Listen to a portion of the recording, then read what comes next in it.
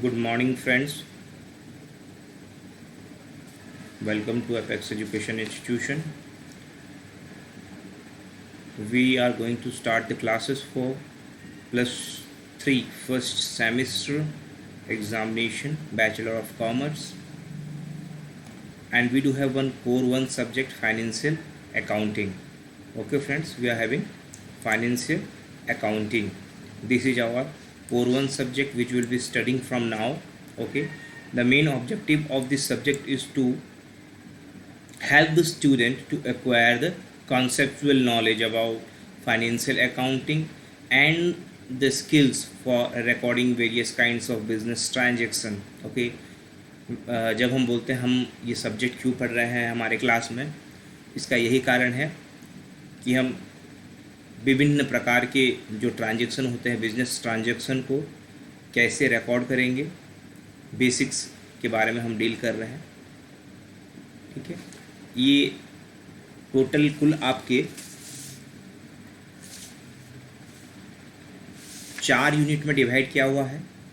ये कुल सब्जेक्ट्स में आपका 4 यूनिट में डिवाइड किया हुआ है. यूनिट 1 को फिर 2 ब्रॉड में डिवाइड किया है. That is first is basis of accounting and the second is accounting process. First is basis of accounting, second is accounting process.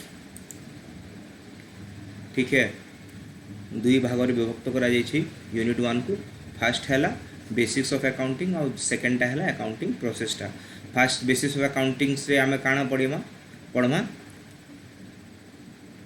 आमर अकाउंटिंग केमिति बिजनेस आउ इनफॉरमेशन सिस्टम लाइक गोटे भाषा भावे काम करे.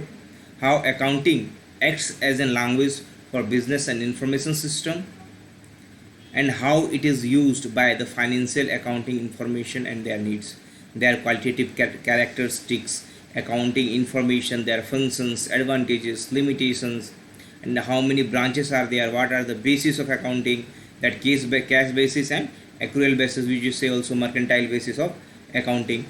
Okay, हम यहाँ जो पढ़ेंगे बिजनेस इंफॉर्मेशन सिस्टम के बारे में,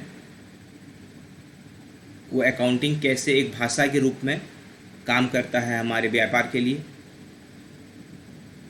और उससे हमारा जो फाइनेंशियल इंफॉर्मेशन मिलता है, जो हमको बुक्स बनाते हैं, उसका किस प्रकार से उपयोग में लिया जाएगा, उसका क्वालिटेटिव कैरेक्टर कैसा रहेगा, उसके फंक्शन क्या रहेंगे, उसका एडवांटेजेस क्या रहेगा, लिमिटेशंस क्या रहता है.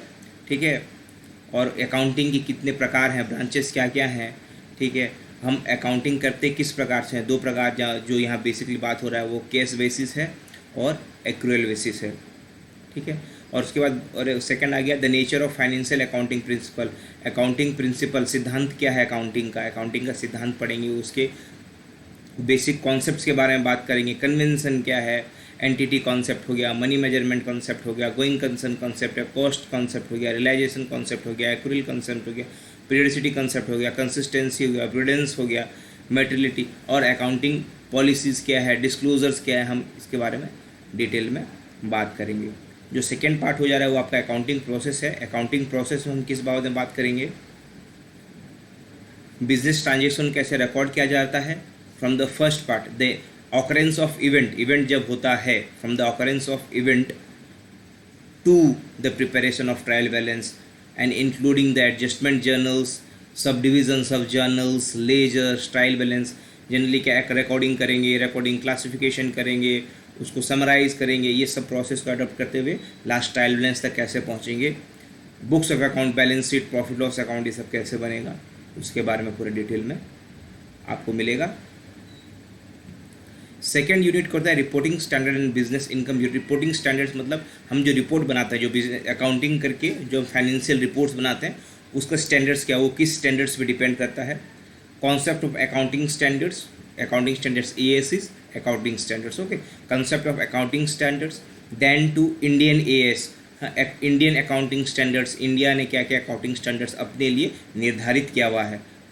What are the accounting standards which has been adopted by India? Okay, that is Indian accounting standards. Then IFRS, in all over the world, which type of accounting concepts are implied, that is International Financial Reporting Standards, IFRS. We will learning all about IFRS also, and XBRL, that XBRL is Extensive Business Reporting Language. हम इसके बारे में detail में बात करेंगे जब अंदर जाएंगे. Measurement of business income, business income का मेजरमेंट कैसे करेंगे, नेट इनकम क्या होता है, ग्रॉस इनकम क्या होता है, पीरियड क्या होता है, कंटिन्यूटी का डॉक्ट्राइन क्या होता है, मैचिंग कॉन्सेप्ट क्या बोलते हैं, इसका ऑब्जेक्टिव क्या है, रेवेन्यू रिकॉग्निशन क्या होता है, ये डिटेल में अपन इसके बारे में बात करेंगे. Then when we complete all the reporting standards and the rules regarding which we are studying, okay, the rules for Indian accounting standards and IFRS and XBRL, the extensive business reporting language, then the main accounting part starts, which gives us an open disclosure about depreciation accounting, and we will start this part, depreciation accounting, as in terms of practicing work. Okay, that is not theory based. The accounting concept of depreciation, ठीक है, depreciation का concept क्या है, depreciation का factors क्या है, हम किस किस प्रकार से depreciation को compute करेंगे, method क्या है, मतलब हमारा गणना जो अपन depreciation का गणना करेंगे, calculation करेंगे, किस प्रकार का calculation हम करेंगे. ठीक है, जैसे for example straight line method है, डिमिनिशिंग मेथड है, ठीक है, disposal of depreciable asset change method, and the accounting standard 6 जो institute of chartered accountant of India ICAI ने बनाया है, उसकी पार्ट में, उसके तरीके में क्या चेंजेस आ रहा है अकाउंटिंग स्टैंडर्ड्स को लेकर के, उसके अंदर क्या है, डेप्रिसिएशन को लेकर कि किस किस बारे में बोला गया है, किस तरीके से हमको डेप्रिसिएशन को कैलकुलेट करना चाहिए, इसके बारे में डिटेल हम डिस्कस करेंगे. Then will go to unit 3 final accounts. Okay, the final accounts हम क्या करेंगे, what are capital expenditure, what is capital receipt, what is revenue expenditure, what is revenue receipt, हम इसका डिस्क्रिप्टिव बात करेंगे. और जैसे ही अपना ट्रायल बैलेंस का पार्ट खत्म होता है, उसके बाद फाइनेंशियल स्टेटमेंट किसके लिए, sole trade concern, that we say proprietary concern. Okay, sole trade concern और प्रोप्राइटरी कंसर्न, उसका हम कैसे बनाएंगे प्रॉपर फाइनेंशियल स्टेटमेंट, उनका PL कैसे बनता है, बैलेंस शीट कैसे बनता है. Okay, income expenditure account, income expenditure I am saying, trading account कैसे बनता है, मैन्युफैक्चरिंग अकाउंट कैसे बनता है, all we will read about the preparation of financial statement. And the other part about business, partnership business also. Partnership business में कैसे बनता है, with different aspects of preparation of manufacturing account, rather to trading account, then to profit and loss account, and then to balance sheet. Along all the adjustment, अगर उसके अंदर कोई भी adjustment करना पड़ता है, तो जो adjustment करने के बाद हमारे पास क्या फाइनल आता है, सब डिटेल में अपन डिस्कस करेंगे यूनिट 3 के पहले पार्ट में. सेकेंड पार्ट में बोल रहा है पार्टनरशिप फर्म का जो अकाउंटिंग है, हम उसको डिटेल में जाएंगे. डिटेल में कैसे हो गया, फर्स्ट अगर कोई हमारे पास मान ले तीन साझेदार हैं एक व्यापार में, we have 3 partners in business entity, है ना. अगर कोई फोर्थ पार्टी आने का इच्छुक है, when fourth party is intending to join the partnership firm, then what will be the accounting for admission of a partner. If one partner is going to retire, वो retire करना चाहता है partnership पे, तब क्या अकाउंटिंग एंट्रीज होंगी. अगर एक पार्टनर का मौत हो जाता है, he when A partner dies, है, on death case of A partner, what will be the process of accounting. And when the firm is dissolve, जब पार्टनरशिप फर्म को हम बंद कर देते हैं, डिजॉल्व कर देते हैं, ठीक है, उसके बाद क्या होगा. ये चीज़ को देखने के बाद हम और एक चीज़ के बारे में बात करेंगे, that is including insolvency of partner. अगर पार्टनर इंसॉल्वेंट हो जाता है, दिवालिया हो जाता है, उसके पास पैसा देने को नहीं है, उस केस में भी पार्टनरशिप को कैसे डिसॉल्व किया जाएगा, उसके पर भी अपन डिस्कस करेंगे.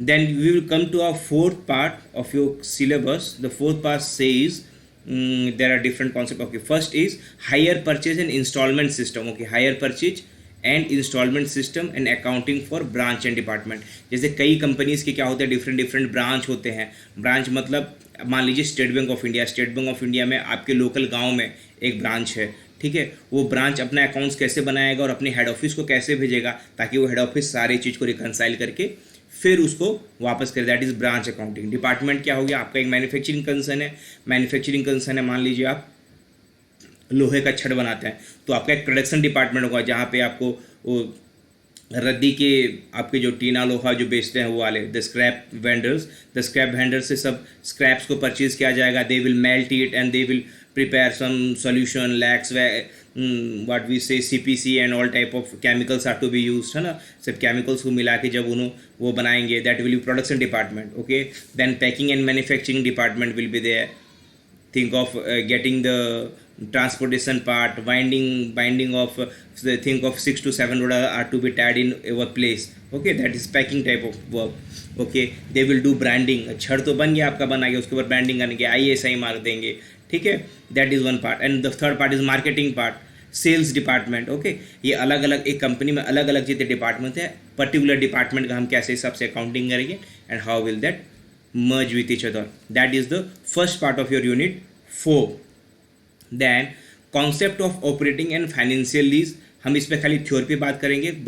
हमारा कॉलेज का सिलेबस बोलता है कि अपन cost of operational financial lease में खाली थ्योरी पे बात करेंगे. ठीक है, और departmental accounting and branch accounting including foreign branch, जो अपन जो फर्स्ट में पूछे hire purchase instalment system and accounting for branches department जो बोले, वो थर्ड पार्ट में क्लियर कर दिया. भैया तुमको थियरी भी पढ़ना है और प्रॉब्लम भी सॉल्व करना है इसके लिए. ठीक है, तो departmental accounting and branch accounting including foreign branch, मान लीजिए अब इंडिया के बाहर कोई ब्रांच है तो उसका अकाउंटिंग किस हिसाब से, क्योंकि वहाँ के लॉज उनके लिए एप्लीकेबल होंगे, जो IRFS लागू है या उनका रेस्पेक्टिव जो लोकल कंट्री के जो लॉज हैं वो लॉज उस कंपनी पे लागू होंगे. And how will that all thing will take part and will merge with the financial statement of our country.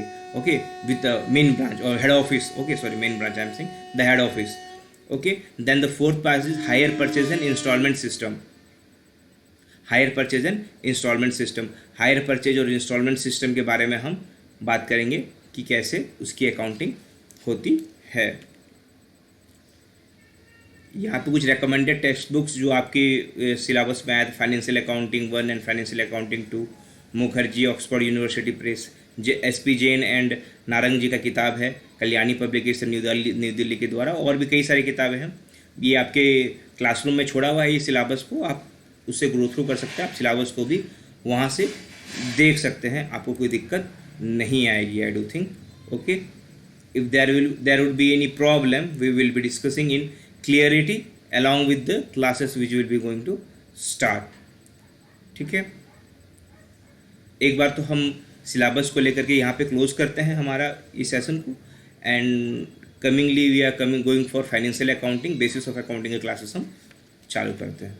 Okay, thank you buddies, take care and have a stiff working on your syllabus, on your studies.